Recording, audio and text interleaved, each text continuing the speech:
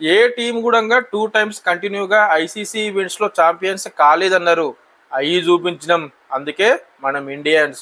And New Zealand తోటి ICC ఈవెంట్స్లో T20 world కప్లో ఒక్కసారి కూడా విజయం లేదు మనకు న్యూజిలాండ్ తోటి అని అన్నారు. విన్ అయ్యి చూపించినాం, డామినేట్ చేసి చూపించినాం, అందుకే మేము ఇండియన్స్. అండ్ 3 టైమ్స్ ఐసీసీ ఈవెంట్స్లో ఏ టీం కూడా ఛాంపియన్స్ కాలేదన్నారు. అండ్ 2007, 2024 అండ్ 2026 3 టైమ్స్ ఛాంపియన్స్ అయినాం, అందుకే మేము ఇండియన్స్. ఇండియన్స్ అందరు కూడా ప్రౌడ్గా ఫీల్ అయ్యే మూమెంట్ ఇది.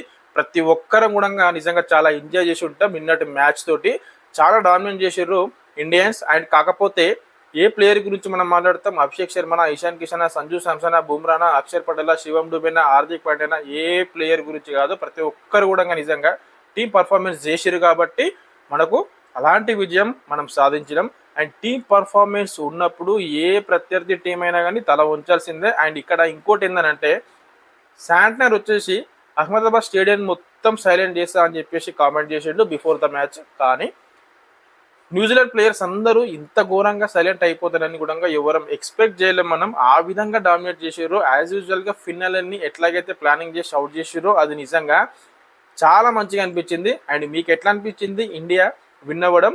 కామెంట్